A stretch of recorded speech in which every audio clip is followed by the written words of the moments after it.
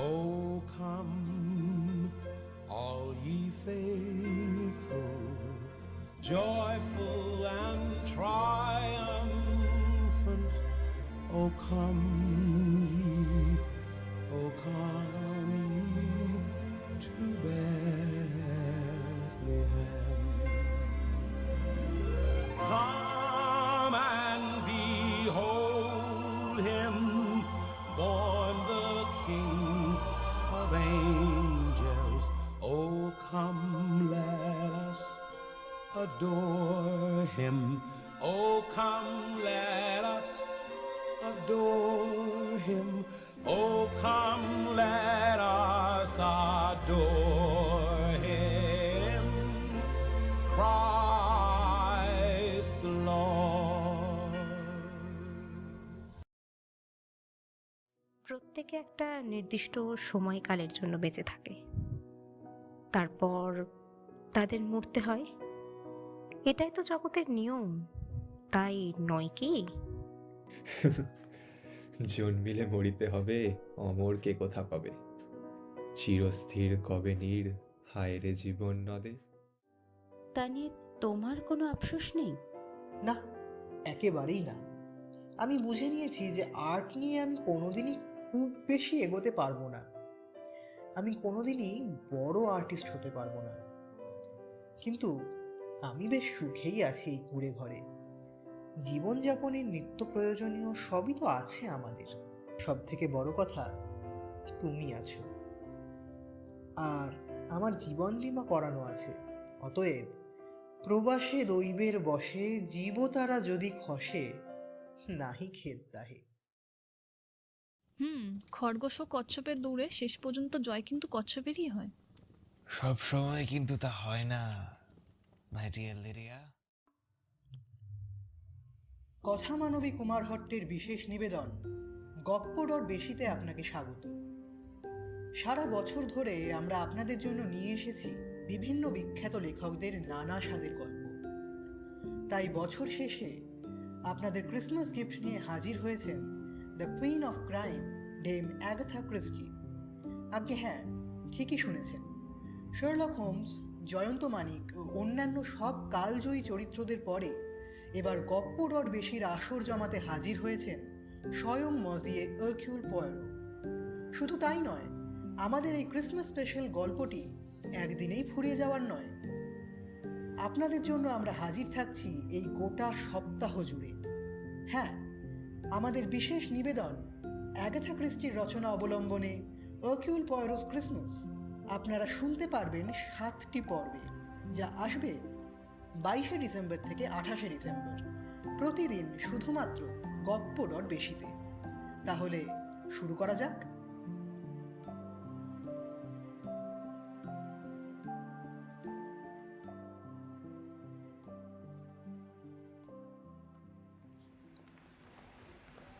নিজের কোটের কলারটা তুলে স্টিফেন প্ল্যাটফর্ম ধরে দ্রুত হাঁটতে লাগলেন।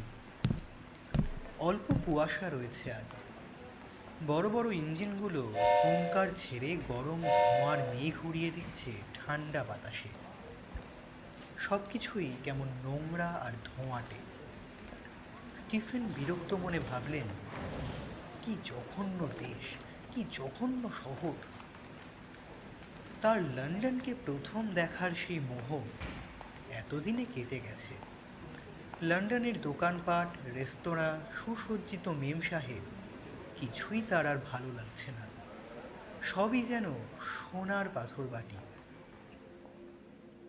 কি ভালোই না হতো যদি সে এখন নিজের দেশ সাউথ আফ্রিকাতে থাকতো। তার হঠাৎ বাড়ির জন্য মন কেমন করতে লাগলো। ঝলমলে রোদ, নীল আকাশ, ফুলের বাগান, স্নিগ্ধ নীল ফুলের দল, চিত্রা ফুলের ঝোপ, প্রত্যেক ঝোপঝাড়ে ঝুলে থাকা নীল কলমির দল। আহা, যেন স্বপ্ন রাজ্য। তা না, এখানে যত রাজ্যের ধুলো, নোংরা আর অবিশ্রান্ত অফুরন্ত লোকের জটলা।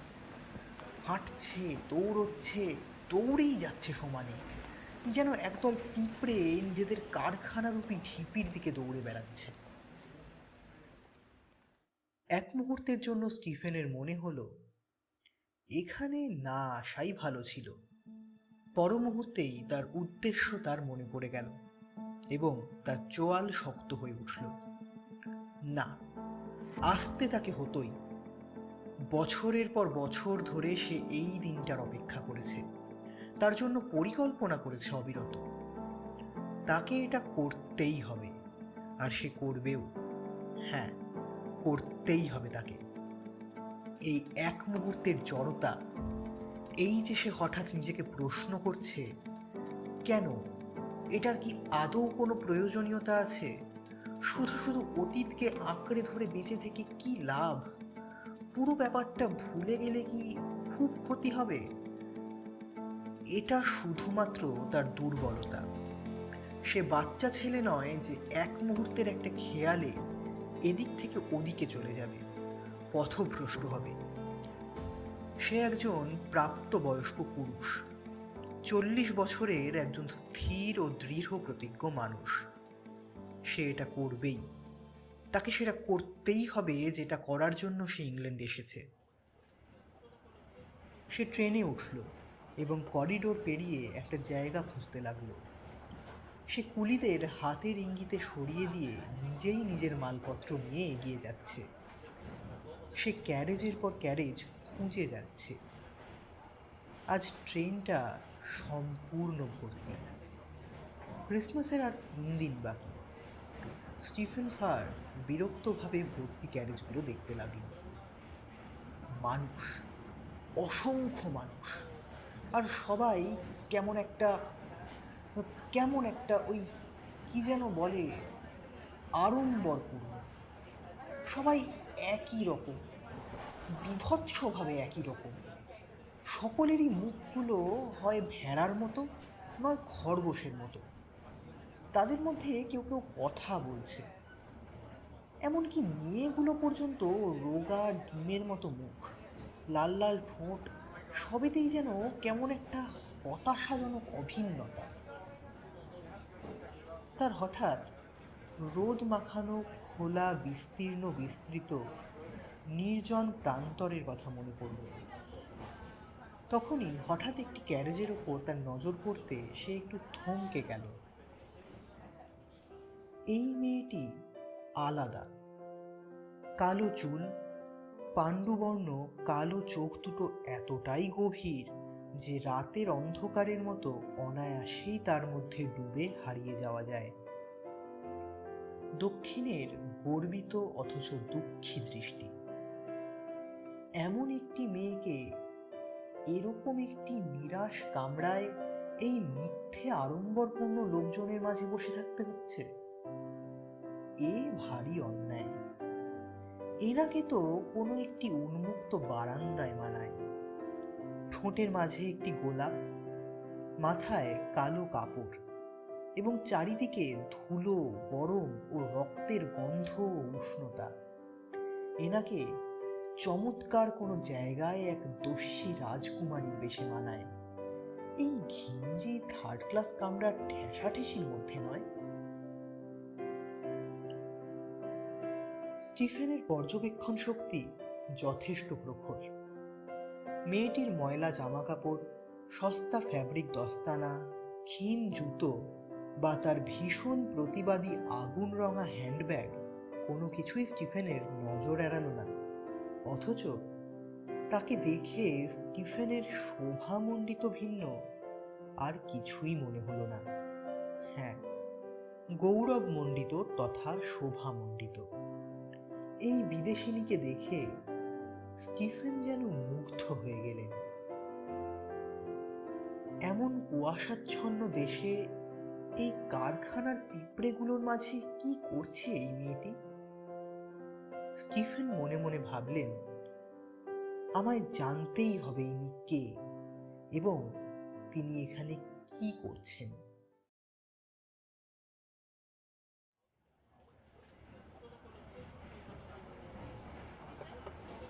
পিলার জানলায় ঠেস দিয়ে বসে ভাবছিল, কি অদ্ভুত গন্ধ এই ইংলিশ লোকগুলোর গায়ে। ইংল্যান্ডে এসে তার সবচেয়ে বড় ধাক্কা এটাই লেগেছে। গন্ধ।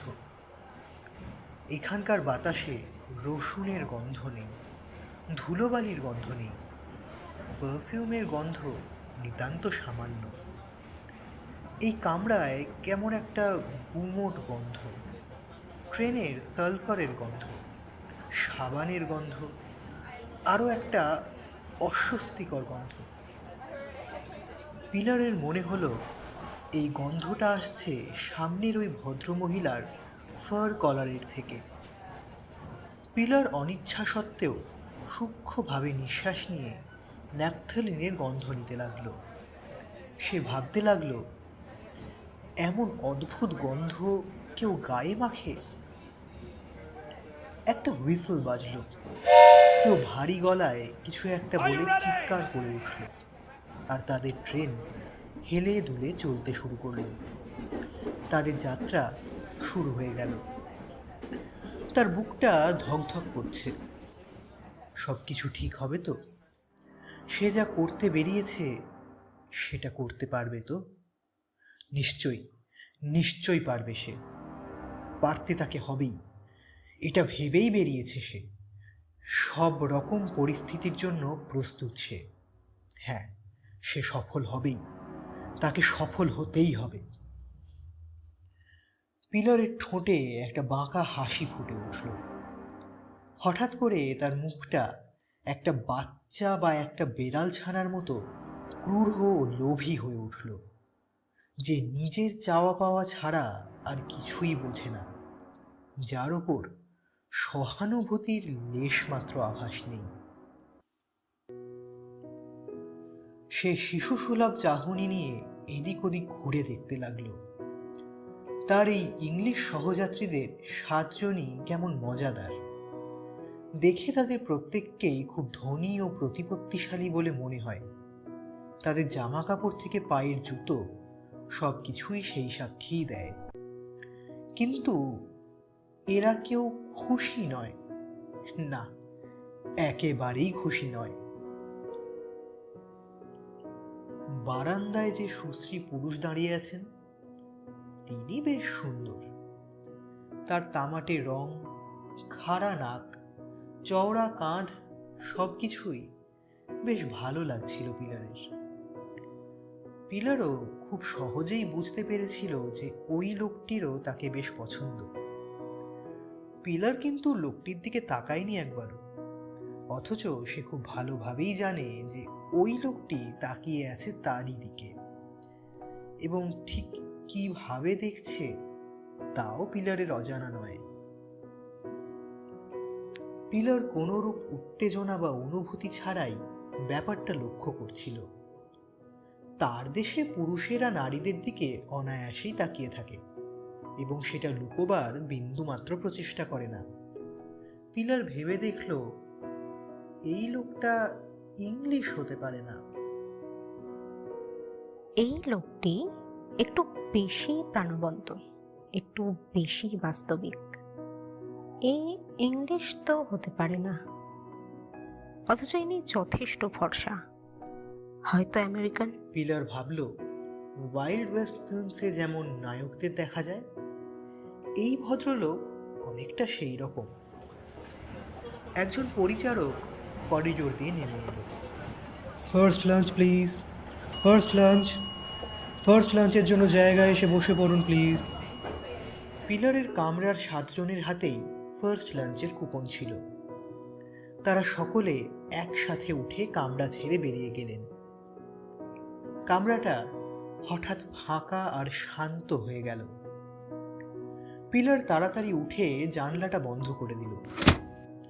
পিলারের মুখোমুখি বসে একজন মিলিটারি চেহারার বৃদ্ধা জানলাটি খুলে রেখেছিলেন। জানলাটা বন্ধ করে পিলার তার সিটে হেলান দিয়ে জানলা দিয়ে বাইরের লন্ডন সাবার্বের দৃশ্য দেখতে লাগলো।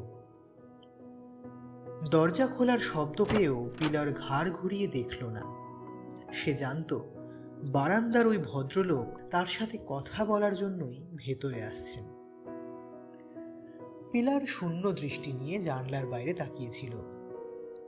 স্টিফেন ফার বললেন, জানলাটা একটু খুললে আপনার আপত্তি আছে? পিলার দৃঢ়ভাবে বলল, আসলে ওটা আমি এইমাত্র বন্ধ করলাম। পিলার খুব ভালো ইংরেজি বলে, কিন্তু তবু হালকা একটা টান আছে। ওই ক্ষণিকের নিস্তব্ধতায় স্টিফেন ভাবলেন, ভারী সুন্দর গলা, বসন্ত রজনীর মতো উষ্ণ স্বর, যেন কথা বলা মাত্রই চারধারে রোদ ছড়িয়ে দিচ্ছে। পিলার ভাবল, গলাটা বেশ ভালো, আমার ভালো লেগেছে। বেশ গম্ভীর ও দৃঢ় স্বর। ইনি চিত্তাকর্ষক বটে। যথেষ্ট চিত্তাকর্ষক। স্টিফেন বললেন, আজ ট্রেন একদম কানায় কানায় ভর্তি। একদমই তাই। আমার মনে হয় সকলে লন্ডন ছেড়ে চলে যাচ্ছে। এখানটা যা কালো আর বিশ্রী। পিলারের জন্যে ট্রেনে অপরিচিত পুরুষের সাথে কথা বলা কোনো কালেই অন্যায়ের পর্যায়ে পড়তো না। বাকি মেয়েদের মতো সেও নিজের খেয়াল রাখে বই কি, কিন্তু তার কোনো বাধা ধরা বিধি নিষেধ নেই। স্টিফেন যদি ইংল্যান্ডে বেড়ে উঠতেন, তাহলে হয়তো তার এই অপরিচিত তরুণীর সাথে কথোপকথনে সংকোচ বোধ হতো। কিন্তু স্টিফেন খুব মিশুকে মানুষ, আর সে যার সাথে সাবলীল তার সাথে কথা বলা স্টিফেনের কাছে খুবই স্বাভাবিক। সে নির্দ্বিধায় হেসে বলল, লন্ডন খুব বাজে জায়গা না? হ্যাঁ, আমার একদমই পছন্দ নয়। আমারও না। আপনি তো ইংলিশ নন, তাই না? আমি ব্রিটিশ, কিন্তু আমি আসছি সাউথ আফ্রিকা থেকে। ও, বুঝলাম। আপনি কি সদ্য সদ্য বিদেশ থেকে ফিরছেন? পিলার ঘাড় নাড়লেন। হ্যাঁ, আমি স্পেনে থাকি। স্টিফেন একটু আগ্রহী হয়ে উঠলেন। স্পেন? মানে আপনি স্প্যানিশ? Half Spanish. আমার মা ছিলেন ইংলিশ, তাই আমার ইংরেজি এত স্পষ্ট। এই যুদ্ধে আপনার কি মতামত? ভীষণই ভয়ঙ্কর এবং দুঃখজনক। বিস্তর ক্ষয়ক্ষতি হচ্ছে, প্রচুর। আপনি কার পক্ষে? পিলারের রাজনৈতিক অবস্থান খুবই অস্পষ্ট বোধ হলো। সে বলল, যে গ্রাম থেকে আমি এসেছি সেখানে কেউ যুদ্ধকে খুব একটা পরোয়া করে না। যুদ্ধ আমাদের কাছে এখনো ঘেঁষতে পারেনি, বুঝলেন? মেয়র অবশ্য সরকারি কর্মচারী, তাই স্বভাবতই তিনি সরকারের পক্ষে, আর প্রেস জেনারেল ফ্র্যাঙ্কোর পক্ষে। কিন্তু আম জনতা তাদের জমি আর চাষবাস নিয়েই ব্যস্ত। তাদের এইসব নিয়ে প্রশ্ন করার সময় নেই। আপনাদের আশেপাশে তাহলে লড়াই হচ্ছে না? পিলার জানালেন, হচ্ছে না। অবশ্য আমি যখন গাড়ি চালিয়ে আসছিলাম দেখলাম চারিদিকে প্রচুর ক্ষয়ক্ষতি হয়েছে। আমার সামনে একটা বোমা বিস্ফোরণ একটা গাড়িকে উড়ে যেতে দেখলাম। ওহ, অন্য একটা বিস্ফোরণ একটা বাড়িকে উড়িয়ে দিয়েছে। কি রোমাঞ্চকর ব্যাপার, তাই না? স্টিফেন বাঁকা হাসি হাসলেন। আপনার তাই মনে হয়? আজব উপদ্রব মশাই। আমি তো চলে আসতে চেয়েছিলাম, কিন্তু আমার গাড়ির ড্রাইভারটা মারা পড়ল। স্টিফেন পিলারের দিকে তাকিয়ে প্রশ্ন করলেন, তাতে আপনার কষ্ট হলো না? সবাইকেই তো একদিন মরতে হবে, তাই না? তা সেটা ভুস করে আকাশ থেকে একটা বোমা পড়ে মারা যাক বা অন্য কোনোভাবে, মৃত্যু তো মৃত্যুই। প্রত্যেকে একটা নির্দিষ্ট সময়কালের জন্য বেঁচে থাকে, তারপর তাদের মরতে হয়। এটাই তো জগতের নিয়ম, তাই নয় কি? স্টিফেন ফার হেসে উঠলেন। জন্মিলে মরিতে হবে, অমর কে কোথা পাবে। চিরস্থির কবে নীর, হায় রে জীবন নদে। কি বললেন? বলছিলাম আপনি খুব একটা শান্তবাদী নন, তাই না? আমি কি নই? পিলার স্পষ্টতই ঘাবড়ে গেল। এই কথাটা বোধহয় সে এর আগে শোনেনি। তোমার শত্রুকে কি তুমি ক্ষমা করো, সিনিয়রিটা? কিছু মনে করো না, তুমি বলে ফেললাম তোমায়।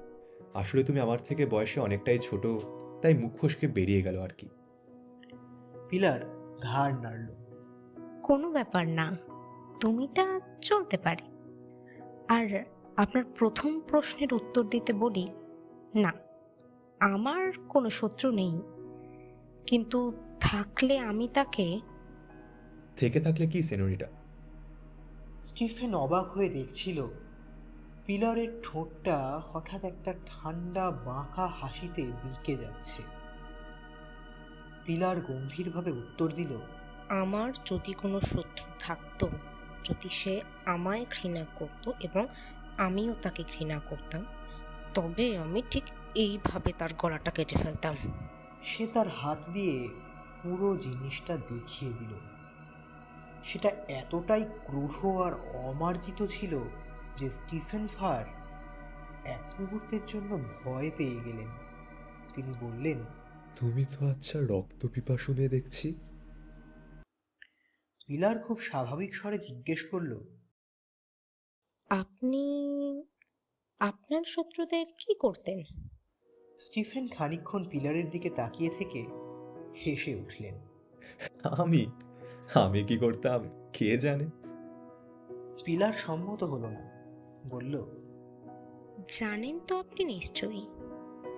স্টিফেন হাসি থামিয়ে নিঃশ্বাস নিয়ে জানালেন, হুম, তা জানি।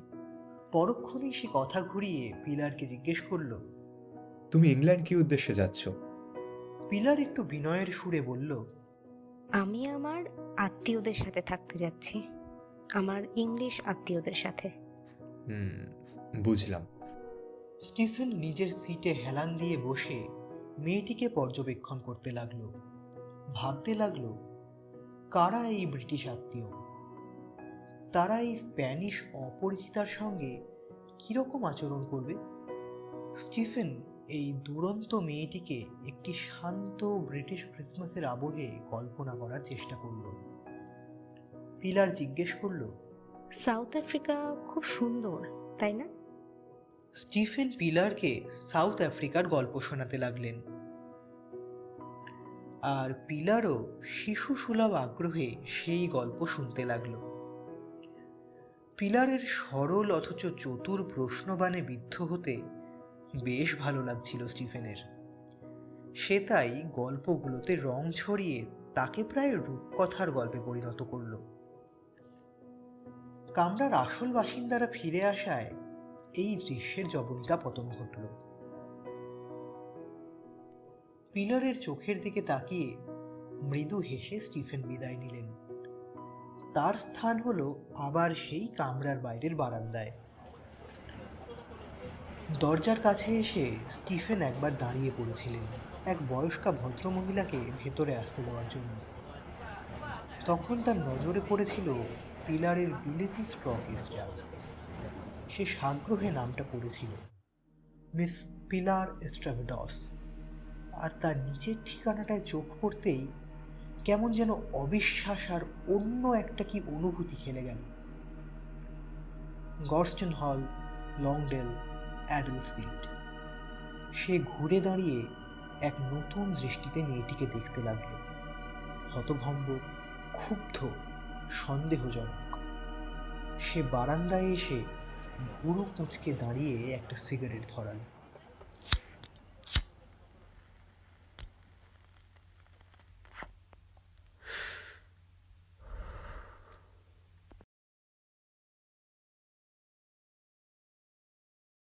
গর্স্টন হলের বিশাল নীল ও সোনালি ড্রয়িং রুমে বসে ক্রিসমাস নিয়ে আলোচনা করছিলেন অ্যালফ্রেড লি ও তার স্ত্রী লিডিয়া। অ্যালফ্রেড একজন গোলগাল মাঝবয়সী ভদ্রলোক, যার মুখটা খুবই শান্ত এবং চোখগুলো বাদামি। তিনি খুব শান্ত, সুস্পষ্ট এবং নির্ভুল উচ্চারণে কথা বলেন। তার মাথাটা তার ঘাড়ের ওপর হালকা ঝোঁকানো ছিল, দেখে যেন একটু জড়সড় মনে হয়। তার স্ত্রী লিডিয়া বেশ স্বতঃস্ফূর্ত, কৃশকায়, ছিপছিপে চেহারা। তার চলাফেরার ভাবভঙ্গির মধ্যে একটা চপলতা আছে।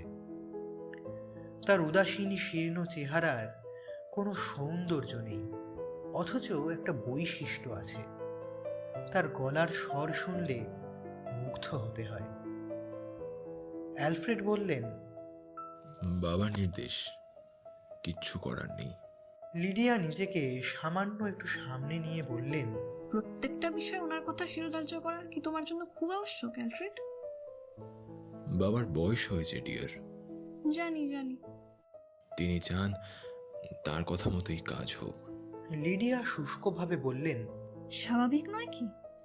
এতকাল তো সেটাই হয়ে এসেছে। কিন্তু অ্যালফ্রেড, কোনো না কোনো দিন তো তোমায় ঘুরে দাঁড়াতে হবে। তুমি কি বলতে চাও লিডিয়া? সে এমন চমকে উদাসভাবে লিডিয়ার দিকে চেয়ে রইল যে তিনি কিছুক্ষণ ঠোঁট কামড়ে চিন্তা করে দেখলেন আর এগোনো ঠিক হবে কিনা। অ্যালফ্রেড লি আবারও বললেন, বলো, তুমি কি বলতে চাও? তিনি তাঁর লাবণ্যময় কাঁধ দুটো ঝাঁকিয়ে অত্যন্ত সন্তর্পণে বললেন, তোমার বাবা একটু স্বৈরাচারী। উনি উনি বৃদ্ধ। ভবিষ্যতে আরো বৃদ্ধ হবেন, আরো স্বৈরাচারী হয়ে উঠবেন। এর শেষ কোথায় অ্যালফ্রেড? তিনি ইতিমধ্যেই আমাদের জীবনগুলো সম্পূর্ণরূপে নিয়ন্ত্রণ করেন। আমরা নিজেদের মতন কিচ্ছু প্ল্যান করতে পারি না। যদি বা কোনোভাবে করে ফেলি, তবে সেটা ভেস্তে যাওয়া যেন অনিবার্য। অ্যালফ্রেড বললেন, বাবা আশা করেন যে এখনো তার কথার প্রাধান্যই সর্বোচ্চ হবে। আর মনে রেখো, তিনি কিন্তু আমাদের প্রতি যথেষ্ট সদয়, যথেষ্ট। অ্যালফ্রেড একটু কঠোরভাবে বললেন। লিডিয়া শান্তভাবে বললেন, মানে আর্থিক সাহায্য করেন, তাই তো? তার নিজের চাহিদা তো যৎ সামান্য, কিন্তু আমাদের আর্থিক সাহায্য করতে তিনি কখনো দ্বিরুক্তি করেন না। তুমি সেই টাকা জামা কাপড় বাড়িঘর যাতে খুশি ওড়াতে পারো, অথচ বাড়ির বিলসগুলো সঠিক সময় নিঃশব্দে ঠিকই চুকে যায়।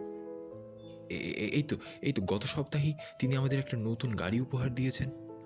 টাকার প্রসঙ্গ উঠলে উনি সত্যি দুহাত উজাড় করে দেন।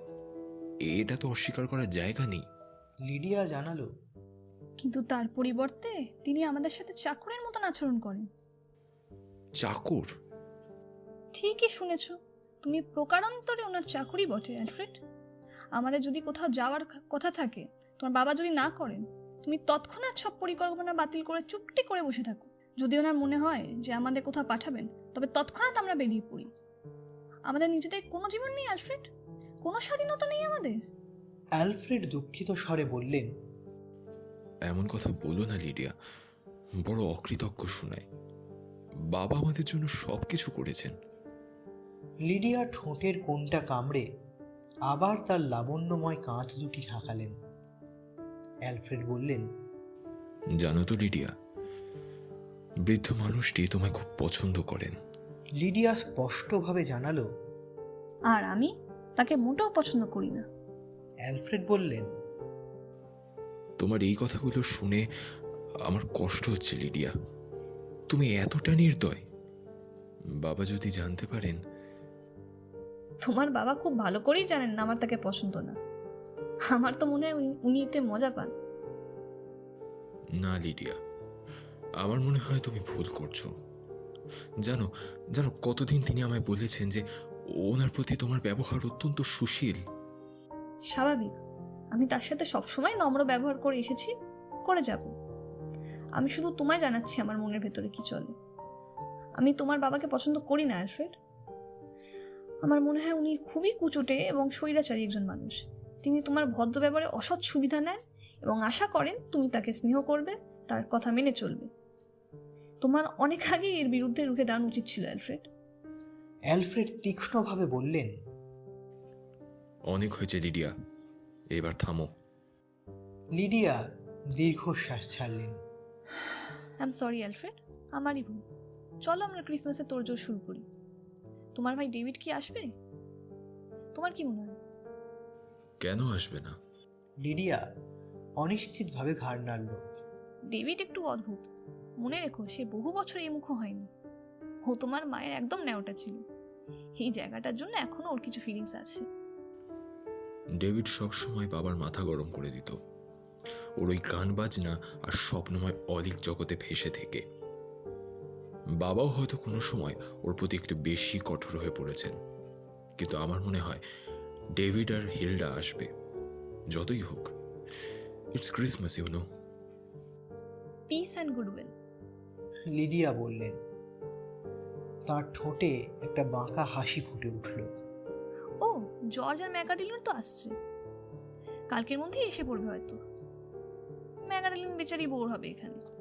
অ্যালফ্রেড একটু বিরক্ত হয়ে বললেন, আমার ভাইটা যে কেন 20 বছরের ছোট একটা মেয়েকে বিয়ে করতে গেল বুঝি না বাবা। জর্জটা চিরকালই একটা গাধা। নিজের কর্মজীবনে সে অত্যন্ত সফল। ওর সহকর্মীরা ওকে যথেষ্ট পছন্দ করে। আমার মনে হয় রাজনৈতিকভাবে ম্যাকডিলিনও ওর জন্য যথেষ্ট পরিশ্রম করে। অ্যালফ্রেড আস্তে আস্তে বললেন, আমার ওকে ঠিক পছন্দ না। মাঝে মাঝে মনে হয় ও অনেকটা ওই আপেলটার মতো, যেটা বাইরে থেকে অত্যন্ত চকচকে সুশ্রী রসালো, কিন্তু ভেতরে পচা। অ্যালফ্রেড, তুমি এই কথা বলছো? কেন? কারণ সচরাচর তুমি খুব ভালো মানুষ অ্যালফ্রেড। তুমি সচরাচর কারোর প্রতি কিচ্ছু বাজে বলো না। মাঝে মাঝে এর জন্য আমার খুব রাগ হয়। মনে হয় যেন তুমি যথেষ্ট পরিমাণে সন্দিহান নও, যথেষ্টভাবে জাগতিক নও। তার স্বামী হাসলেন। আমি মনে করি পৃথিবীটা ঠিক তেমনই যেমনটা তুমি সেটাকে দেখতে চাইবে। না, শয়তান শুধুমাত্র কল্পনা প্রসূত কোনো জিনিস নয়। শয়তান আছে। তোমার যেন এই শয়তানের প্রতি কোনো খেয়াল নেই। আমার আছে, আমি তাকে অনুভব করতে পারি। আমার সব সময় মনে হয় এই বাড়িতে। লিডিয়া নিজের ঠোঁট কামড়ে ঘুরে দাঁড়ালেন। অ্যালফ্রেড বললেন, লিডিয়া। কিন্তু লিডিয়া সতর্ক করার ভঙ্গিতে হাত তুলে অ্যালফ্রেডকে থামিয়ে দিলেন। তার চোখ দুটো অ্যালফ্রেডকে ছাপিয়ে পেছনের দিকে কিছু একটা দেখছিল। অ্যালফ্রেড ঘুরে দাঁড়ালেন। একজন কালো মতো মসৃণ চেহারার লোক সেখানে সম্মান জানানোর ভঙ্গিতে দাঁড়িয়েছিল। লিডিয়া তীক্ষ্ণভাবে বললেন, কি ব্যাপার হরবারি? হরবারির স্বর অত্যন্ত ক্ষীণ। একটা সম্মানজনক ফিসফিস বললেও অত্যুক্তি হয় না।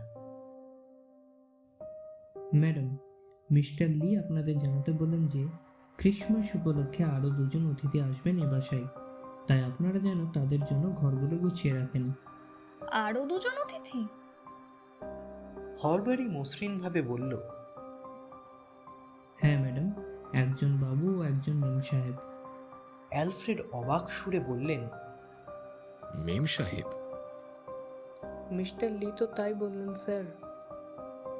আমি ওপরে তার সাথে দেখা করব। হরবারি একটু সরে দাঁড়ালো। এতটাই সূক্ষ্ম সেটা যে সে আদৌ সরে দাঁড়ালো না শুধু তার ছায়াটা নড়ল বোঝা খুব মুশকিল। তবে ওইটুকুই যথেষ্ট ছিল লিডিয়াকে সেখানেই থমকে দাঁড় করিয়ে দেওয়ার জন্য। মার্জনা করবেন ম্যাডাম, মিস্টার লি এখন ভাত ঘুম দিচ্ছেন। তিনি বলে দিয়েছেন যেন তাকে এখন বিরক্ত না করা হয়। ও না না, আমরা এখন তাকে বিরক্ত করব না। ধন্যবাদ স্যার। বলে হরবারি বিদায় নিল। লিডিয়া কটাক্ষের সুরে বললেন, আমার এই লোকটাকে একদম পছন্দ না। সারা বাড়িতে বেড়ালের মতন ঘুরঘুর করে বেড়ায়, কখনো যাচ্ছে কখনো আসছে, কিচ্ছু টের পাওয়া যায় না। আমারও ওকে খুব একটা পছন্দ না, কিন্তু ও নিজের কাজটা খুব ভালো জানে। আর আজকাল একটা ভালো খানসামা পাওয়াটা খুব মুশকিল। আর সব থেকে বড় কথা, বাবার ওকে খুব পছন্দ। সেটাই সবচেয়ে বড় কথা। ঠিকই বলেছ। আচ্ছা অ্যালফ্রেড, এই মেম সাহেব ব্যাপারটা কি? কে এই মেম সাহেব?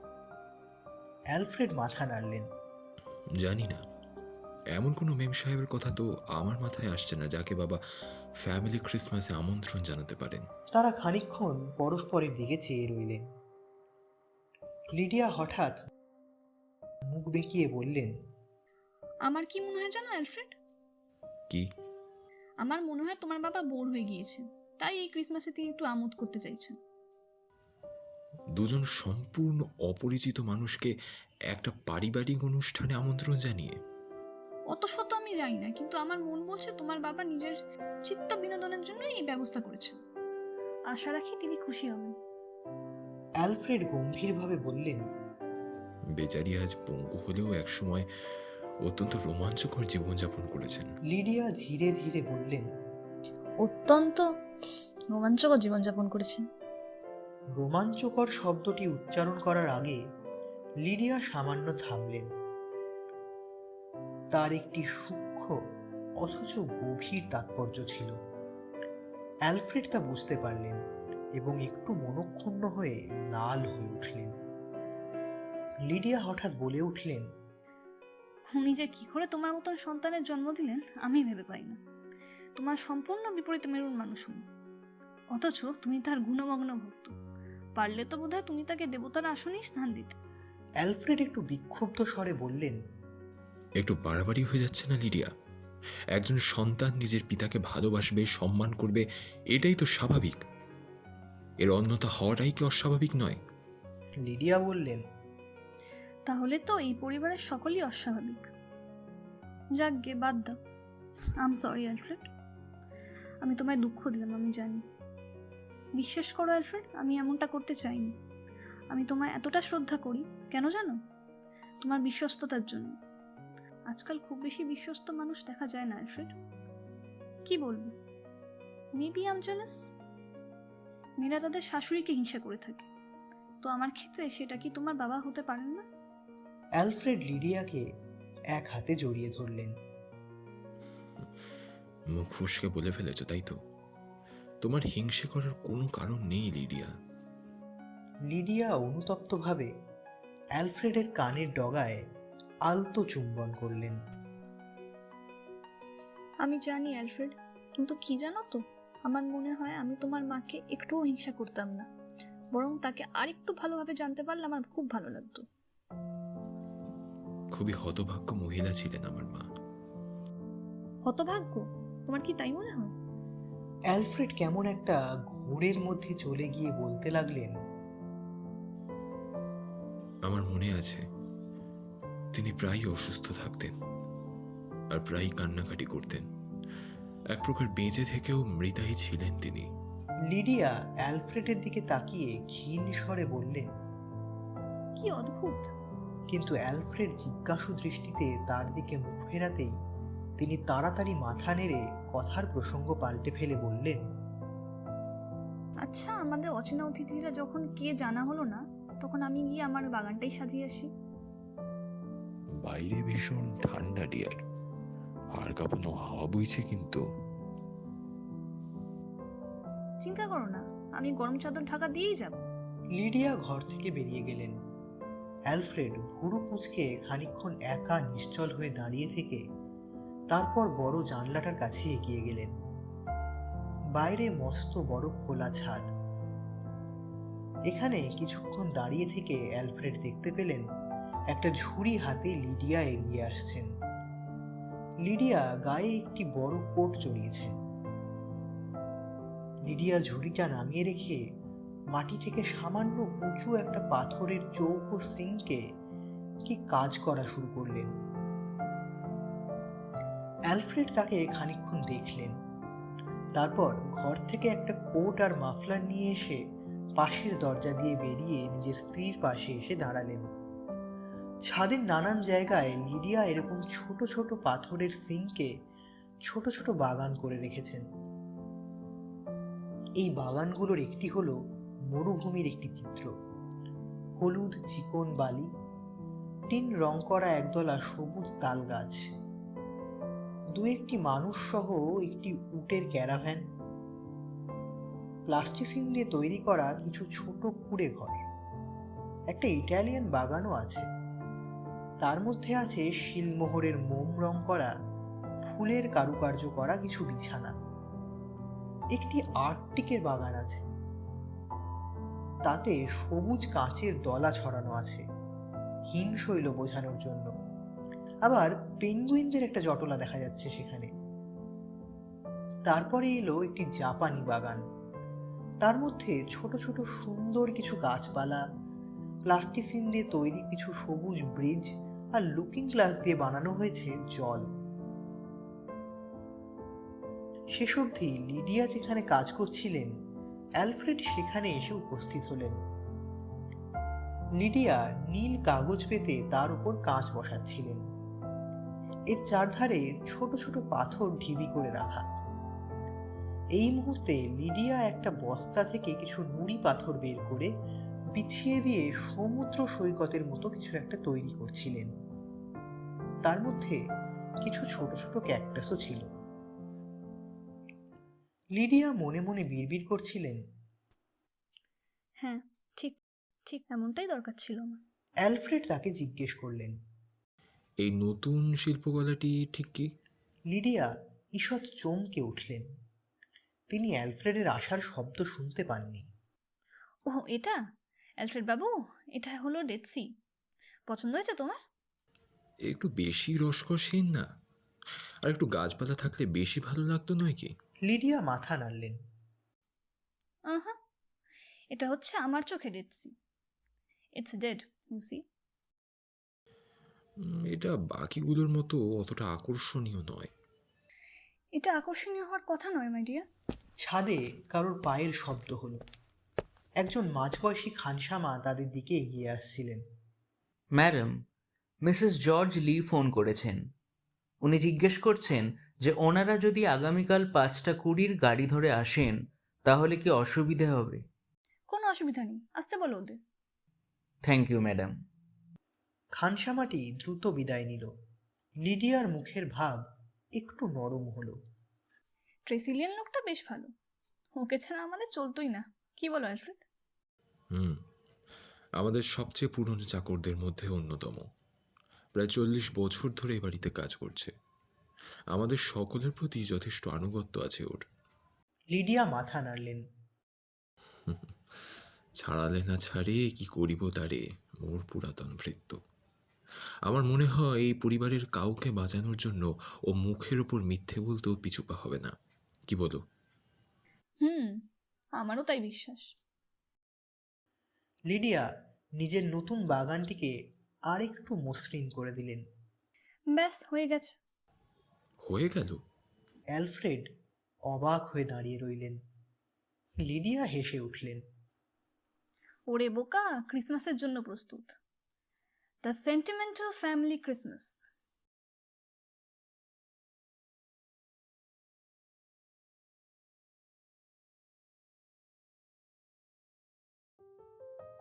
ডেভিড চিঠিখানা পড়ছিল। একবার সে সেটাকে কুণ্ডলি পাকিয়ে ছুঁড়ে ফেলে দিল। পর মুহূর্তেই সেটা কুড়িয়ে এনে টান টান করে আবার পড়তে লাগলো। তার স্ত্রী হিল্ডা নিঃশব্দে তার কাণ্ড কারখানা দেখছিল। সে লক্ষ্য করল ডেভিডের কপালের একটা রগ ফুলে উঠেছে। লম্বা হাত দুটো ঈষৎ কাঁপছে। তার সারা শরীরে যেন একটা স্নায়বিক তরঙ্গ খেলে বেড়াচ্ছে। ডেভিড যখন নিজের কপালের ওপর সর্বক্ষণ ঝুলে থাকা লম্বা চুলের গোছা সরিয়ে তার দিকে তাকালো, হিল্ডা সেটার জন্য প্রস্তুত ছিলেন। হিল্ডা, আমাদের কি করা উচিত? হিল্ডা উত্তর দেওয়ার আগেই একটু ইতস্তত করলেন। ডেভিডের গলার আবেগটা সে স্পষ্টই বুঝতে পেরেছে। সে জানে ডেভিড তার উপর কতটা নির্ভরশীল। বিয়ের পর থেকেই এরকম। সে জানতো যে যে কোনো বিষয়ে তার কথাই শেষ কথা। কিন্তু ঠিক সেই কারণেই এই বিষয়ে হিল্ডা এই মুহূর্তে কিছু বলতে দ্বিধাবোধ করছে। নার্সারির আয়াসুলভ প্রশান্ত কণ্ঠে হিল্ডা জবাব দিল, এটা সম্পূর্ণরূপে তোমার ইচ্ছে ডেভিড। তোমার কি মনে হয় এই বিষয়ে? হিল্ডা একটু মোটা সোটা, সেই অর্থে সুন্দরী নয়, অথচ তার একটা চৌম্বক শক্তি আছে। সে যেন অনেকটা একটি ডাচ চিত্রকলার মতন। তার কণ্ঠস্বর উষ্ণ এবং বেদনা নিবারক। তার একটা অদ্ভুত বৈশিষ্ট্য আছে, একটা এমন শক্তি যা দুর্বলদের আকৃষ্ট করে। একজন বিশালাকায় মাঝবয়সী মহিলা, চালাক নয়, অসাধারণ নয়, অথচ এমন কিছু আছে যার জন্য তাকে অগ্রাহ্য করা চলে না। চরিত্র বল। হিল্ডা লিয়ের চরিত্র আছে। ডেভিড উঠে পড়ে ঘরে পায়চারি করতে লাগলো। তার চুলে এখনো একটুও পাক ধরেনি, ছোকরা সুলভ চেহারা, তার মুখটা কোনো এক বার্ন জোন্স নাইটের মতন স্নিগ্ধ, কেমন যেন বাস্তবিক নয় চেহারাটা। সে সতৃষ্ণ স্বরে প্রশ্ন করল, তোমার কি মনে হয় হিলডা? কিছু তো বলো। আমি জানি না ডেভিড। কিন্তু আমি তো তোমায় বলেছি, বারবার বলেছি, আমার এসব ভালো লাগে না। ওই বাড়ি, ওই দেশ, সব কিছুকে আমি ঘৃণা করি হিলডা। ওগুলো সম্পর্কে ভাবলেই আমার চরম দুর্দশা ছাড়া আর কিছুই মনে আসে না। ওখানে কাটানো প্রতিটা মুহূর্তকে আমি ঘৃণা করি। আর যখন মনে পড়ে যে আমার বেচারি মা ওখানে কত কষ্ট সহ্য করেছে। মা। হিলডা সহানুভূতিশীল হয়ে মাথা নাড়লেন। আমার মা কি মিষ্টি ছিল হিলডা, আর কি অসীম তার ধৈর্য। কষ্ট হতো, খুব কষ্ট, তবু চুপচাপ পড়ে থেকে সব কিছু সহ্য করতেন। আর যখন আমার বাবার কথা মনে পড়ে, যে পরিমাণ যন্ত্রণা দিয়েছে ওই লোকটা আমার মাকে, যেভাবে দিনের পর দিন তাকে অপমান করে গেছে, যেভাবে দিনের পর দিন বিবাহ বহির্ভূত সম্পর্কে লিপ্ত থেকেছে ওই মানুষটা, শুধু অবৈধ প্রেমে লিপ্ত থেকেছে তাই নয়, সেগুলো গোপন রাখা তো দূরের কথা, বড়াই করে সেসব কথা আমার মাকে এসে শুনিয়েছে ওই লোকটা। হিলডা বলল, তাঁর এগুলো সহ্য করা উচিত হয়নি। তিনি সব কিছু ছেড়ে নতুন করে জীবন শুরু করতে পারতেন। ডেভিড একটু ক্ষুণ্ণ স্বরে বলল, উনি খুব ভালো মানুষ ছিলেন হিলডা। তিনি মনে করতেন থেকে যাওয়াটাই তার কর্তব্য। তাছাড়া ওটা তার বাড়ি ঘর ছিল, কোথায় যেতেন তিনি এসব ছেড়ে? তিনি নতুন করে নিজের একটা জীবন শুরু করতে পারতেন। তখনকার দিনে এসবের প্রচলন ছিল না হিলডা, তুমি বুঝতে পারছো না। তখনকার নারী এমন ছিল না, তারা মুখ বুজে সহ্য করত। তাছাড়া মাকে তো আমাদের কথাও ভাবতে হয়েছে। বাবাকে না হয় তিনি ডিভোর্স দিয়ে দিতেন, কিন্তু তারপর কি হতো? বাবা তো বোধহয় আবার বিয়ে করতেন, নতুন করে সংসার বসাতেন, কিন্তু আমরা তো পথে বসে যেতাম হিলডা। মাকে তো সেটাও ভাবতে হয়েছে। হিলডা কোনো উত্তর দিল না। ডেভিড বলে চলল, না, মা যা করেছেন ঠিকই করেছেন। দেবতুল্য মানুষ ছিলেন উনি। শেষ অবধি নিঃশব্দে সব কিছু সহ্য করে গেছেন। হিলডা বলল, অতটাও নিঃশব্দে উনি সব সহ্য করেননি ডেভিড, না হলে তুমি এত কিছু জানতেই পারতে না। ডেভিডের মুখ উজ্জ্বল হয়ে উঠল।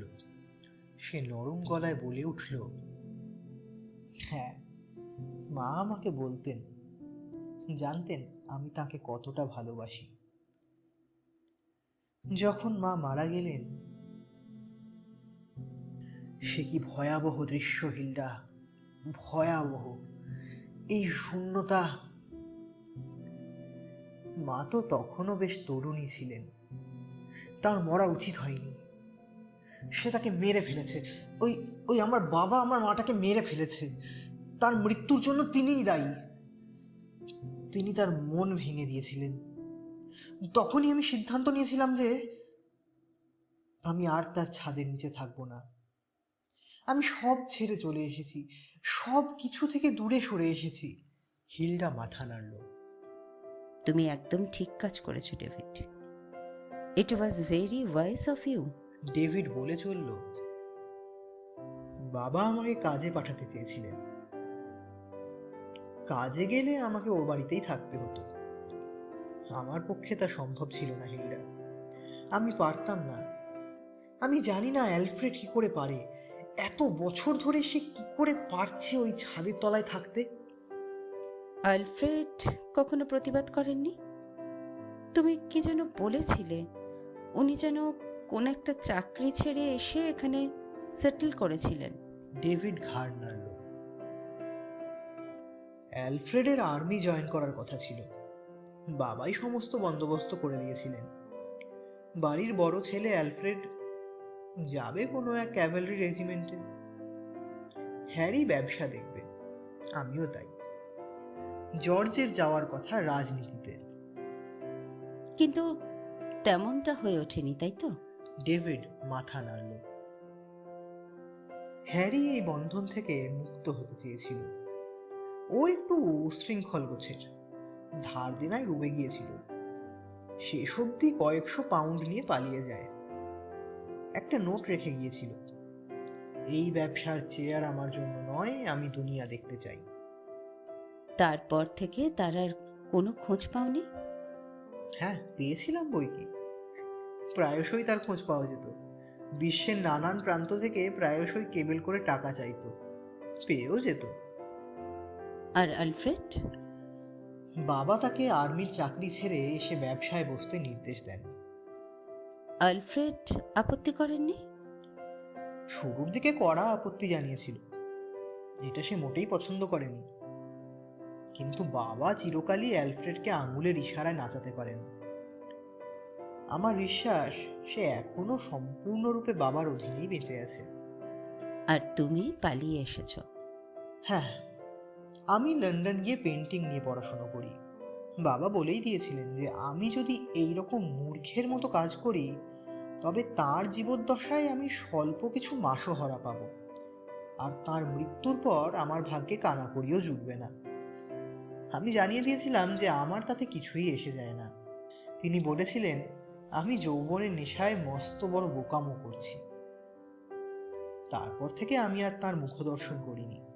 হিলডা বলল, তা নিয়ে তোমার কোনো আফসোস নেই? না, একেবারেই না। আমি বুঝে নিয়েছি যে আর্ট নিয়ে আমি কোনোদিনই খুব বেশি এগোতে পারবো না। আমি কোনোদিনই বড় আর্টিস্ট হতে পারবো না। কিন্তু আমি বেশ সুখেই আছি এই কুঁড়ে ঘরে। জীবনযাপনের নিত্য প্রয়োজনীয় সবই তো আছে আমাদের। সব থেকে বড় কথা, তুমি আছো। আর আমার জীবন বীমা করানো আছে। অতএব প্রবাসে দৈবের বসে জীব তারা যদি খসে, নাহি খেদ দাহে। খানিকক্ষণ চুপ করে থেকে ডেভিড বলল, আর এখন এই চিঠি। সে চিঠিতে খোলা হাতে এক চাপড় মারল। তোমার এমন করুণ অবস্থা দেখে আমার কষ্ট হচ্ছে ডেভিড। হয়তো বাবা এই চিঠিখানা না লিখলেই ভালো হতো। আমি যেন ক্রিসমাস উপলক্ষে সস্ত্রীক বাড়িতে উপস্থিত থাকি, যাতে আমরা সবাই আরও একবার একটি যৌথ পরিবার হিসেবে ক্রিসমাস কাটাতে পারি। এর অর্থ কি? স্পষ্ট ভাষায় যেটুকু লেখা রয়েছে তার থেকে বেশি অভ্যন্তরীণ কোনো মানে থাকাটা কি খুব জরুরি ডেভিড? ডেভিড জিজ্ঞাসু দৃষ্টিতে হিলডার দিকে তাকালো।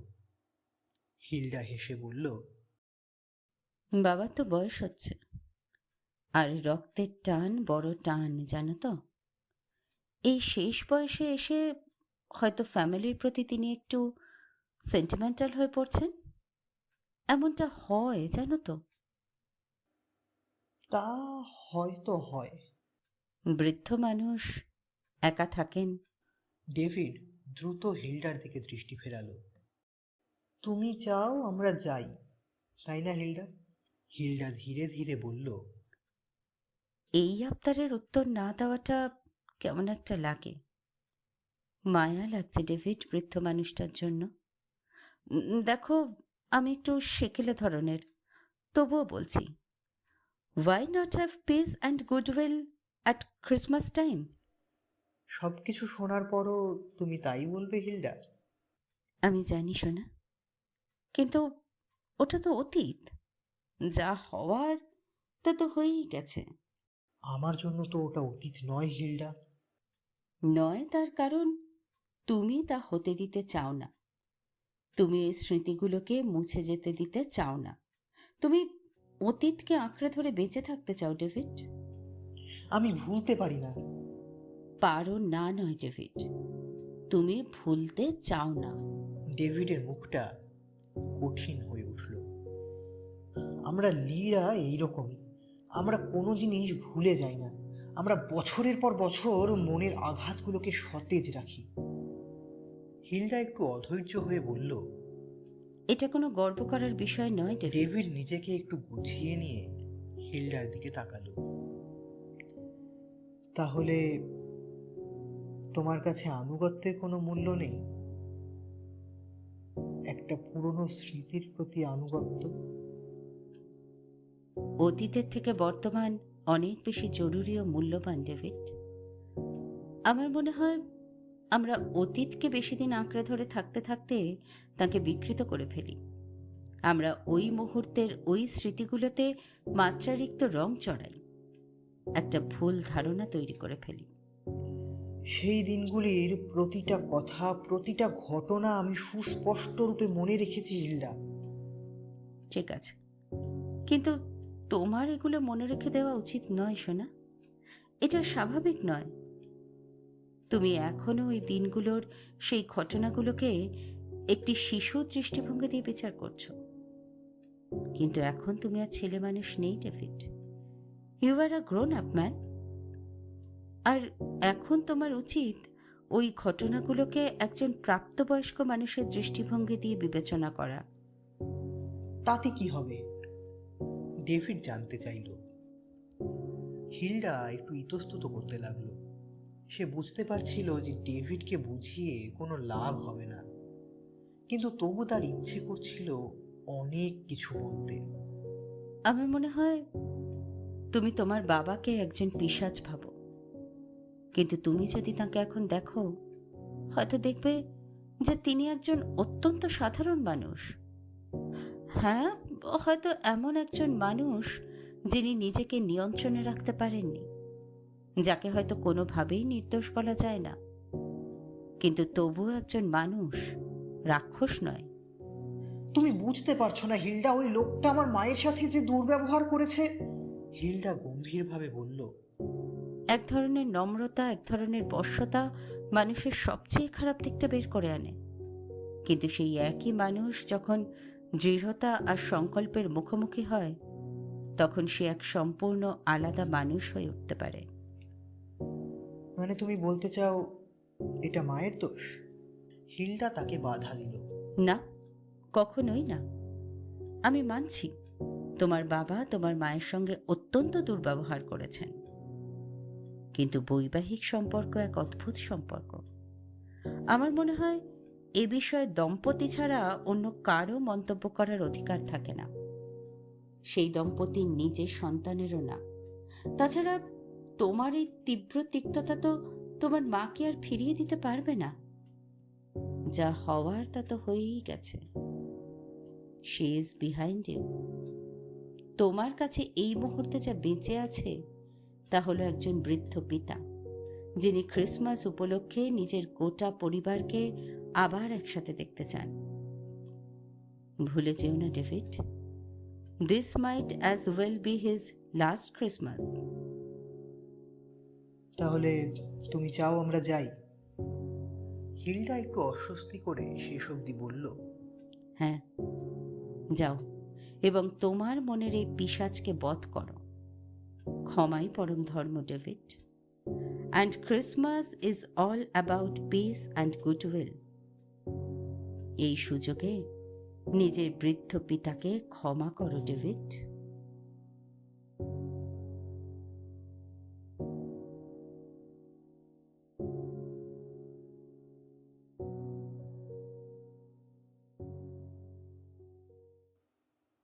জর্জ লি ছিলেন ওয়েস্টারিংহ্যামের এমপি এবং একজন 41 বছর বয়সী স্থূলকায় ভদ্রলোক। তার চোখগুলো নীলচে, ঈষৎ কটা এবং দৃষ্টি একটু সন্দিগ্ধ। তার চোয়াল বেশ ভারী এবং কথা বলার ভঙ্গিতে পাণ্ডিত্যের ছাপ স্পষ্ট। একটু গম্ভীরভাবে তিনি বলে উঠলেন, ম্যাগডালিন, আমি তোমায় আগেও বলেছি, আমার মনে হয় সেখানে যাওয়াটা আমার কর্তব্য। তার স্ত্রী অস্থিরভাবে ঘাড় ঝাঁকালেন। ম্যাগডালিন একজন রোগাটে মহিলা, প্ল্যাটিনাম ব্লন্ড, ভ্রু তোলা, আর মুখশ্রী ডিম্বাকৃতির। কখনো কখনো তার মুখটা খুব নির্লিপ্ত হয়ে পড়ত, যেন তাতে কোনো রকম কোনো আবেগের চিহ্ন মাত্র নেই। এখনো তিনি ঠিক সেইভাবেই তাকিয়েছিলেন। ডার্লিং, ম্যাগডালিন বলে উঠলেন, আমি কিন্তু নিশ্চিত এটা কিন্তু খুবই বোরিং হবে। তাছাড়া জর্জ বললেন। তার মুখটা হঠাৎ উজ্জ্বল হয়ে উঠল। সেখানে গেলে কিন্তু আমরা বেশ সাশ্রয় করতে পারবো। এমনিতে ক্রিসমাসের সময় খরচা খুব বেড়ে যায়। চাকর বাকরদের বোর্ড ওয়েজেসে রেখে দেওয়া যাবে। হ্যাঁ, সেই ম্যাগডালিন বললেন, এমনিতেও ক্রিসমাস সব জায়গাতেই বোরিং। জর্জ নিজের চিন্তা ভাবনায় ডুবে গেলেন। ওরা তো একটা ভালো ক্রিসমাস ডিনারের আশায় থাকবে। এবার টার্কির বদলে একটা ভালো বিফ হলেও মন্দ হয় না, কি বলো? কে? চাকর বাকরেরা? সত্যি জর্জ, এমন করো না তুমি। সবসময় শুধু টাকা আর টাকা। কাউকে তো একটা চিন্তা করতেই হবে ডিয়ার। হ্যাঁ, কিন্তু তাই বলে এই ছোট ছোট ব্যাপারে এত কাটছাট করলে তো খুব মুশকিল জর্জ। তোমার বাবাকে আরো কিছু টাকা দিতে বলো না। তিনি এমনিও আমাদের যথেষ্ট দেন। কিন্তু তুমি যেভাবে তোমার বাবার উপর নির্ভরশীল, এটা কিন্তু মোটেই সুস্থ নয় জর্জ। তার উচিত তোমার নামে কিছু টাকা লিখে দেওয়া। উনি ওভাবে কাজ করেন না ডার্লিং। ম্যাগডালিন তার দিকে তাকালেন। তার বাদামি চোখ দুটো হঠাৎ তীক্ষ্ণ আর সজাগ হয়ে উঠল। যে মুখটায় এতক্ষণ কোনো অভিব্যক্তি ছিল না, হঠাৎই তার উপর একটা অর্থবহ ছাপ ফুটে উঠল। তিনি মারাত্মক রকমের ধনী, তাই না জর্জ? কোটিপতি বললেও ভুল হয় না, কি বলো? আমার বিশ্বাস তিনি কোটিপতির থেকেও অনেক বেশি কিছু। ম্যাগডালিন ঈর্ষান্বিত দীর্ঘশ্বাস ছাড়লেন। কি করে করলেন এত কিছু? South Africa? হ্যাঁ, নিজের যৌবনে তিনি সেখানে গিয়ে নিজের ভাগ্য নিজে হাতে লিখে এসেছেন, প্রধানত হিরে। কি রোমহর্ষক ব্যাপার, তাই না? এরপর তিনি ইংল্যান্ডে এসে ব্যবসা শুরু করেন এবং আমার বিশ্বাস এরপর তার ধনভাণ্ডার ক্রমে দ্বিগুণ, এমনকি 3 গুণ ফুলে ফেপে উঠেছে। তিনি মারা গেলে তার এই বিশাল সম্পত্তির কি হবে? এ ব্যাপারে বাবা বিশেষ কিছুই বলেন না। এবার এটা তো আর সরাসরি জিজ্ঞেস করা যায় না। তবে আমার বিশ্বাস অধিকাংশই পাবো আমি আর অ্যালফ্রেড। অবশ্যই অ্যালফ্রেডের ভাগটা আমার চাইতে একটু বেশিই হবে। তোমাদের তো আরো ভাই আছে, তাই না? হ্যাঁ, ডেভিড আছে। তবে আমার মনে হয় না ও বিশেষ কিছু পাবে বলে। ও তো ওই কি সব আর্ট না কি করবে বলে বাড়ি ছেড়ে চলে গেল। বাবা ওকে সাবধান করেছিলেন যে সে যদি ওই পথে পা বাড়ায় তবে তাকে সম্পত্তির ভাগ থেকে বিতাড়িত করবেন, কিন্তু ডেভিড সে কথায় কান দেয়নি। কি বোকা! এছাড়া আমাদের বোন জেনিফারও ছিল। সে আবার একজন বিদেশির সাথে পালিয়েছিল, একজন স্প্যানিশ আর্টিস্ট, ডেভিডেরই এক বন্ধু। কিন্তু বছরখানেক আগে জেনি মারা যায়। তার একটা মেয়ে আছে সম্ভবত। বাবা যদি তার জন্য কিছু রেখে যান তো ওই আর কি, খুব একটা বলার মতো কিছু নয়। আর এছাড়া হ্যারি তো আছেই। জর্জ একটু লজ্জিত হয়ে থামলেন। হ্যারি? ম্যাগডালিন অবাক হলেন। হ্যারি কে? মানে আমার ভাই। তোমার আরো একটা ভাই আছে? আমি তো জানতামই না। মান সম্মানের তো একটা ব্যাপার আছে, আমরা ওর কথা মনেও করি না। পরিবারের কলঙ্ক ছিল ওটা একটা। কয়েক বছর হয়ে গেল কোনো খবর পাইনি অকাল কুষ্মাণ্ডটা। মোড়ে টোড়ে গেল নাকি ভগবান জানে। ম্যাগডালিন হঠাৎ হেসে উঠলেন। কি হলো, হাসছো কেন? ম্যাগডালিন বলে উঠলেন, আমি শুধু ভাবছি কি মজার ব্যাপার, জর্জ লিয়ের নাকি একটি বখাটে ভাই আছে। পরম্পরা, প্রতিষ্ঠা, অনুশাসনের প্রতিমূর্তি জর্জ লিয়ের নাকি আরো একটি বখাটে ভাই আছে। এও কি সম্ভব? কি আর করা যাবে? শীতল কণ্ঠে জবাব দিলেন জর্জ। ম্যাগডালিনের চোখ দুটো ছোট হয়ে এলো। তোমার বাবাও কিন্তু খুব একটা সম্মানজনক ব্যক্তি নন জর্জ। কি বলছো ম্যাগডালিন? মাঝে মাঝে ওনার কথায় আমার ভীষণ অস্বস্তি হয় জর্জ। সত্যি ম্যাগডালিন, তোমার কথায় আমি অবাক হয়ে যাচ্ছি। তোমার কি মনে হয় লিডিয়ার ওই একই মত? তিনি লিডিয়াকে তো ওইসব কথা বলেন না। ম্যাগডালিন রেগে বললেন, না, কখনোই বলেন না। আমি বুঝতে পারি না কেন। জর্জ একবার তার দিকে তাকিয়ে মুখটা ঘুরিয়ে নিলেন। দেখো, বাবার তো বয়স হচ্ছে। জর্জ বলতে লাগলেন, ওই বয়সে এমনিতেই উনি অসুস্থ থাকেন। জর্জ একটু থামলেন। ম্যাগডালিন জিজ্ঞেস করলেন, সত্যিই কি উনি অসুস্থ? তা আর কি করে বলি বলো, বয়স অনুপাতে তিনি এখনো যথেষ্ট দাপুটে। তা সত্ত্বেও যখন তিনি ক্রিসমাসে গোটা পরিবারকে এক ছাদের তলায় চাইছেন, তখন আমার মনে হয় আমাদের যাওয়া উচিত। After all, this might even be his last Christmas. Magdalene বলে উঠলেন, জর্জ, তুমি যা বলছো ঠিকই, কিন্তু তিনি তো এখনো বহু বছর বাঁচতেও পারেন। একটু ঘাবড়ে গিয়ে জর্জ তোতলাতে লাগলেন।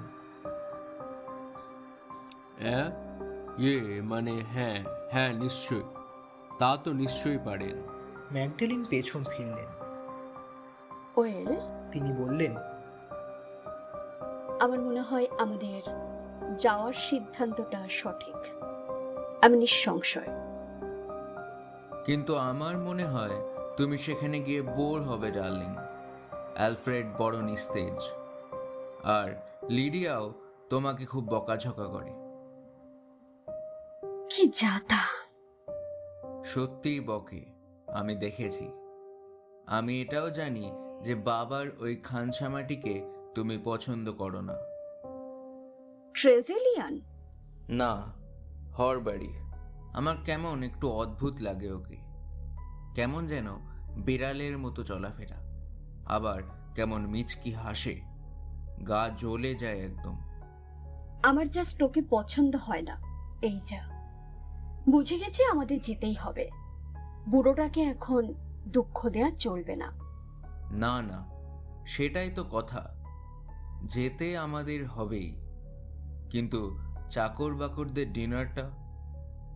এখন না জর্জ, অন্য কোনো সময়।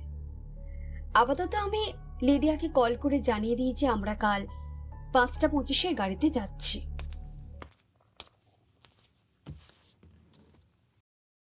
ম্যাগডালিন দ্রুত ঘর থেকে বেরিয়ে গেল। টেলিফোন সেরে সে নিজের ঘরে ডেস্কে এসে বসল। ফ্ল্যাপটা নামিয়ে সে পায়রার খোপের মতো ড্রয়ারগুলো ঘাঁটতে লাগলো। এক রাশ বিল আর কাগজের তারা বেরিয়ে পড়ল ভেতর থেকে। ম্যাগডালিন সেগুলোকে কোনো এক বিশেষ ক্রম অনুসারে সাজাতে লাগলো। অতঃপর একটা অধৈর্য দীর্ঘশ্বাস ছেড়ে সে সেগুলোকে আবার এক গুচ্ছ করে সেই ড্রয়ারে আবার ঠেলে ঢুকিয়ে দিল। নিজের মসৃণ প্ল্যাটিনাম মাথায় সে একবার হাত বোলালো। হে ভগবান, আমার কি করা উচিত?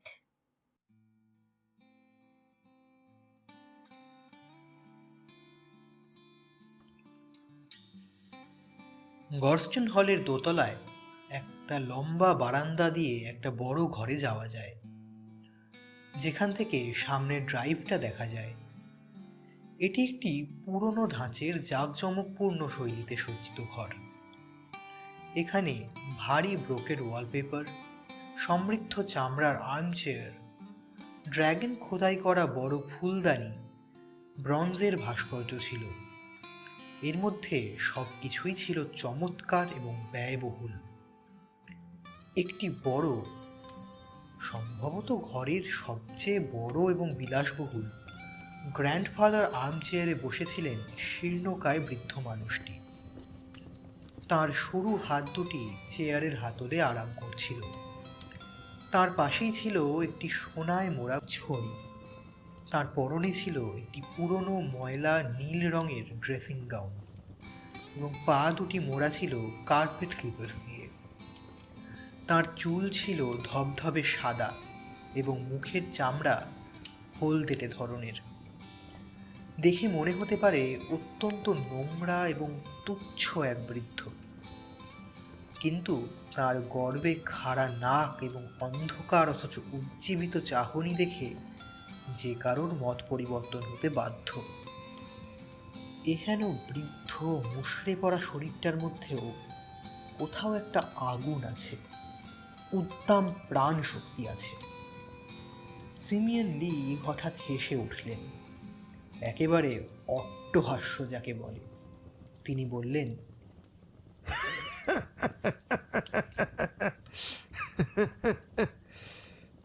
মিসেস অ্যালফ্রেডকে আমার বার্তা পাঠিয়েছো নাকি? হরবেরি তার চেয়ারের পাশেই দাঁড়িয়েছিল।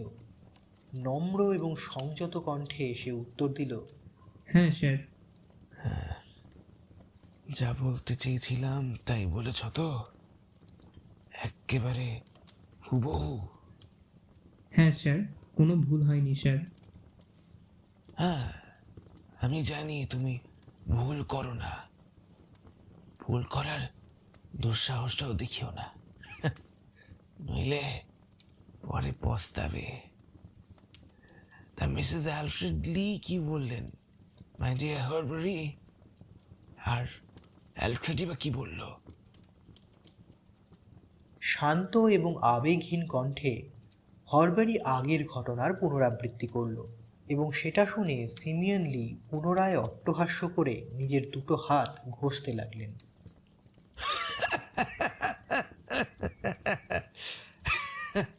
চমৎকার চমৎকার, ফার্স্ট ক্লাস।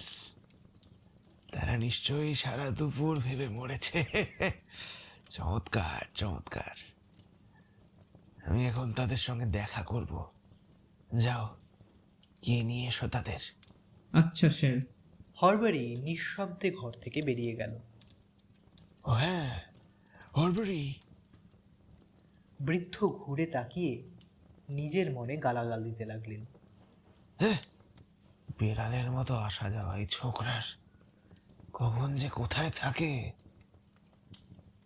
বৃদ্ধ নিজের চেয়ারে এলিয়ে পড়লেন এবং তার আঙুলগুলো তার থুতনির ওপর খেলা করতে লাগলো। এমন সময় দরজায় টোকা পড়ল। অ্যালফ্রেড এবং লিডিয়া লি প্রবেশ করলেন। আরে এসো এসো, আমার পাশে এসে বসো লিডিয়া। আহ, কি চমৎকার রং তোমার।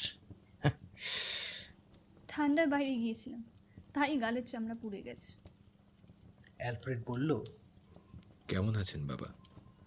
দুপুরে ঠিক মতো বিশ্রাম করেছেন তো? আরে চমৎকার, তোফা তোফা। পুরোনো দিনের স্বপ্ন দেখছিলাম, বুঝলে।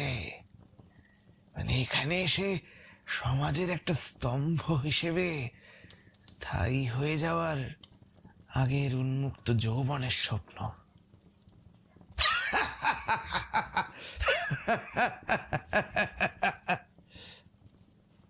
লিডিয়া স্মিত হাসে চুপচাপ বসেছিল। অ্যালফ্রেড প্রশ্ন করল, বাবা যদি কিছু মনে না করেন, ক্রিসমাসে দুজন বাড়তি অতিথির বিষয়টা ঠিক কি যদি বলেন? ও ওটা, হ্যাঁ, ওটার কথা তোমাদের বলা হয়নি। এটা আমার জন্য একটা জব্বর ক্রিসমাস হতে চলেছে। আমার জীবনের শ্রেষ্ঠ ক্রিসমাস বললেও হয়তো অত্যুক্তি হবে না। দাঁড়াও দেখি, জর্জ তো আসছে, আর ম্যাগডালেন। হ্যাঁ, ওরা আগামীকাল 5:25 গাড়িতে আসছে। বৃদ্ধ বলে উঠলেন, বেচারা জর্জ, শুধুই ফাঁকা আওয়াজ। যাই হোক, কি আর করা যাবে, তবু তো আমারই ছেলে। তার পারিষদরা তাকে বেশ ভালোই বাসে। তারা বোধহয় ভাবে এ বেটা সৎ। সৎ। আজ অবধি এমন কোনো লি জন্মায়নি যার সৎ হওয়ার বদনাম আছে। বাবা, তুমি বাদে মাই ডিয়ার অ্যালফ্রেড, তুমি বাদে। আমি জানি তুমি সত্যিই সৎ। আর ডেভিড? ডেভিড, এত বছর পর ছোড়া কেমন হয়েছে কে জানে। একেবারে আবেগপ্রবণ হাদা গঙ্গারাম ছিল একটা। ওর বউটা কেমন হয়েছে তাই বা কে জানে। যাই হোক, অন্তত জর্জের মতো 20 বছরের ছোট একটা মেয়েকে বিয়ে করে বসেনি এই রক্ষে। হিলডাও খুব সুন্দর একখানা চিঠি লিখেছে, একটু আগেই ওদের তার পেলাম, ওরাও কালকেই আসছে। বৃদ্ধ নিজের পুত্রবধূর দিকে তীক্ষ্ণ দৃষ্টিতে তাকিয়ে হেসে উঠলেন। সত্যি লিডিয়া, তুমি একটুও বদলাওনি। তোমায় দেখেই বোঝা যায় যে তুমি খুব শিষ্টতার সাথে বেড়ে উঠেছ। দেখে বোঝা যায়, বুঝলে লিডিয়া?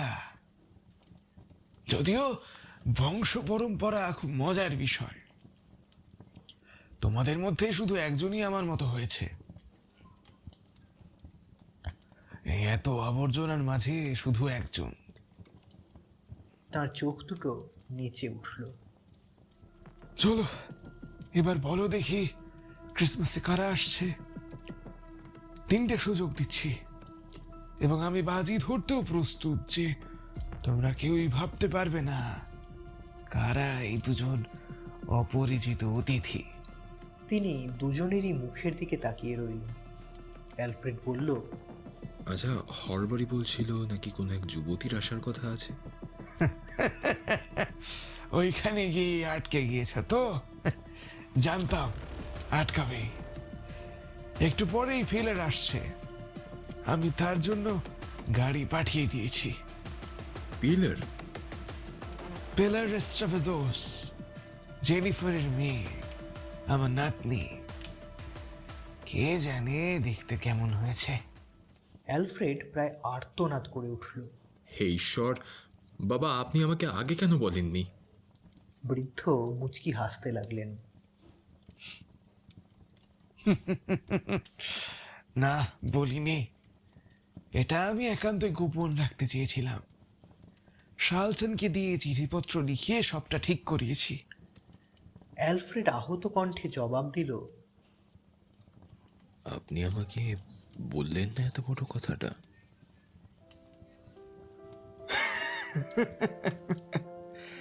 তাহলে সারপ্রাইজটা মাটি হয়ে যেত না? বহু বছর পর এ বাড়িতে শৈশব পা রাখতে চলেছে। এস্ট্রাভেডোস ছোকরাকে তো আমি কখনো দেখিনি। কে জানে মেয়েটা মায়ের মতো হবে না তার বাবার মতো। কিন্তু এটা কি ঠিক হচ্ছে বাবা? মানে সব দিক বিচার বিবেচনা করে? বৃদ্ধ বাধা দিলেন। সেফটি সেফটি, কিন্তু সব সময় সেফটির কথা ভাবলে চলবে না অ্যালফ্রেড। তুমি জানো আমি এরকমই, যা মন চায় করি, তাতে বিপদে পড়লে তখন সামলাই। কিন্তু আগেই ভয় পেয়ে পিছোপা হয়ে যাওয়া সিমিয়ন লির চরিত্র নয়। আর তাছাড়া পিলার শুধুমাত্র আমার নাতনি নয়, আমার একমাত্র বংশধর। আমি জানতেও চাই না তার বাপ কেমন ছিল বা কি করত। সে আমার রক্ত, আমার বংশধর। আর এবার থেকে সে আমার সাথেই এই ছাদের তলায় থাকবে। লিডিয়া তীক্ষ্ণ স্বরে জিজ্ঞেস করল, পিলার এখানে থাকতে আসছে? বৃদ্ধ দ্রুত তার দিকে দৃষ্টি ফেরালেন। তোমার আপত্তি আছে?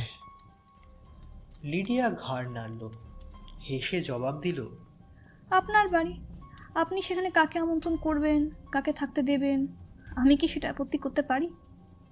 আমি শুধু ভাবছিলাম ওই বাচ্চা মেয়েটির কথা। তার কথা? তার মানে? সে কি এখানে সুখী হবে? বৃদ্ধ সিমিয়ন ঝাঁকানি দিয়ে মাথা তুললেন। ওর নামে একটা কানা করিও নি। ওকে যে থাকতে দিচ্ছি ওর কৃতজ্ঞ থাকা উচিত। লিডিয়া কাঁধ ঝাঁকালো।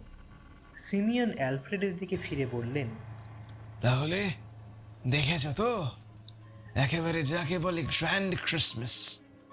আমার সব ছেলে মেয়েরা এবার আমার কাছে থাকবে, সমস্ত ছেলে মেয়ে। ক্লু দিয়ে দিলাম। এবার বলো দেখি দ্বিতীয় অতিথিটিকে। অ্যালফ্রেড তার দিকে চেয়ে রইল। আমার সব ছেলে মেয়েরা। ভাবো ডিয়ার, ভাবো। আরে হ্যারি, তোমার ভাই হ্যারি। অ্যালফ্রেড কেমন ফ্যাকাশে হয়ে গেল। হ্যারি? হ্যারি? Yes, Harry. কিন্তু আমরা তো ভেবেছিলাম ও মারা গেছে। No sir, no. সব কিছুর পরেও আপনি আবার ওকে এখানে ফিরিয়ে আনছেন? আহা, পথহারা ছেলে আমার ফিরে এসেছে। মোটা বাছুরটা জবাই করতে হবে অ্যালফ্রেড, বড় সড়ো আপ্যায়ন করা চাই। ও আপনার এবং আমাদের সবার মান সম্মান ধূলিসাৎ করে দিয়েছে বাবা, তারপরেও। আহা, ওর অপরাধের তালিকা বানানোর বৃথা চেষ্টা করো না, বড় লম্বা তালিকা। At Christmas, you will remember, is the season of forgiveness. We will welcome the prodigal home. Alfred উঠে দাঁড়ালো। সে বিড়বিড় করতে লাগলো, কি বিড়ম্বনাতেই না পড়া গেল। আমি স্বপ্নেও ভাবিনি হ্যারি আবার এই বাড়িতে ফিরে আসতে পারে। সিমিয়ন একটু সামনের দিকে ঝুঁকে পড়ে নম্র কণ্ঠে বললেন, তোমার তো হ্যারিকে কোনোদিনই বিশেষ পছন্দ ছিল না, তাই না অ্যালফ্রেড? আপনার সাথেও যে দুর্ব্যবহার করেছে, তারপর যা হয়ে গেছে তা হয়েই গেছে। এটাই তো ক্রিসমাসের স্পিরিট, কি বলো লিডিয়া? লিডিয়াও ফ্যাকাশে হয়ে পড়েছিল। সে শুষ্কভাবে উত্তর দিল, আপনি এই বছরের ক্রিসমাস নিয়ে অনেক ভাবনা চিন্তা করেছেন, তাই না? আমি আমার পরিবারকে পাশে চাই। Peace and goodwill, you see. আরে আমারও তো বয়স হচ্ছে। একই তোমরা চলে যাচ্ছ? অ্যালফ্রেড দ্রুত ঘর থেকে বেরিয়ে গেল।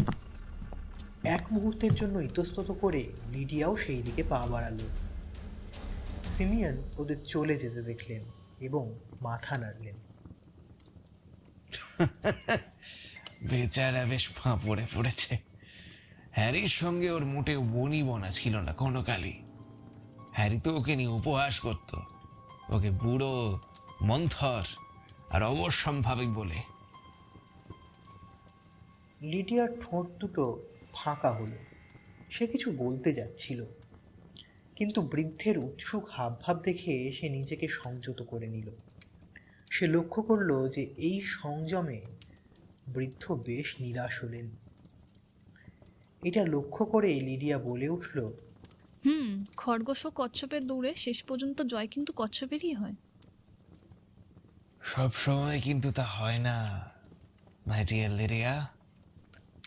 ক্ষমা করবেন, আমার অ্যালফ্রেডের কাছে যাওয়া উচিত। এমন হঠাৎ করে উত্তেজিত হয়ে উঠলে বা ওর শরীরটা খুব খারাপ করে। হ্যাঁ, অ্যালফ্রেড বাবু তো আবার পরিবর্তন জিনিসটা খুব একটা পছন্দ করেন না। উনি তো আবার একটু বেশি শান্ত প্রকৃতির। অ্যালফ্রেড কিন্তু আপনার একান্ত অনুগত। হ্যাঁ, তোমার সেটা খুব অদ্ভুত মনে হয়, তাই না? মাঝে মাঝে মনে হয় বই কি। লিডিয়া ঘর থেকে বেরিয়ে গেল এবং সিমিয়ন তার দিকে তাকিয়ে রইলেন। বৃদ্ধ ঈষৎ হেসে নিজের দুই হাত ঘষতে লাগলেন। Fun. It will be really fun. It's Christmas. It will be fun.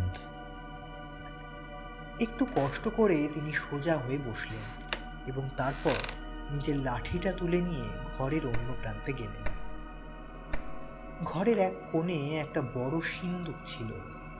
তিনি সেটার সামনে গিয়ে দাঁড়ালেন, হাতলটা ঘুরিয়ে কম্বিনেশনটা দিলেন। দরজাটা খুলে গেল এবং তিনি কাঁপা কাঁপা হাতে সিন্দুকটার ভেতরে হাত রাখতে লাগলেন। ভেতর থেকে বার করে আনলেন একটা চামড়ার থলি। সেটা খুলে হাতে ঢেলে দিলেন অপরিশোধিত হীরের একটা স্রোত। এই তো আমার 7 রাজার ধন, আমার লক্ষ্মী। এখনো সেই একই রকম আছে, যেমন ছিল বহু বছর আগে। সেও কি দিন ছিল! উফ, আমি তোদের কখনো পালিশ করব না। আমি তোদের কোনো রমণীর কানে বা গলায় বা হাতেও ঝুলতে দেব না। তোরা আমার, শুধু আমার। জানিস তো, তোরা না আমার বন্ধুর মতো। তোরা আমার ব্যাপারে বেশ কিছু গুপ্ত কথা জানিস। ওরা বলে আমার নাকি বয়স হচ্ছে, আমি নাকি অসুস্থ, কিন্তু আমার ভবলীলা এখনো শেষ হয়নি। এই বুড়ো ভামের মধ্যে এখনো যথেষ্ট আয়ু আছে, আর এখনো জীবনে একটু মজা করা বাকি আছে, বেশ কিছুটা মজা।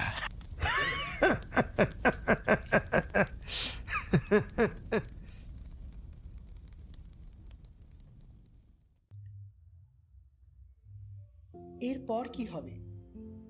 সমগ্র লি পরিবার এক জায়গায় একত্রিত হলে তারা কি মেতে উঠবেন একটি ট্রেডিশনাল ফ্যামিলি ক্রিসমাস সেলিব্রেশনে, নাকি নেমে আসবে কোনো কালো ছায়া? জানতে হলে শুনতে থাকুন আর্কিউল পয়রোস ক্রিসমাস, শুধুমাত্র গপ্প.বেশিতে। ধন্যবাদ। Oh, come, let us adore him. Oh, come, let us adore him. Oh, come, let us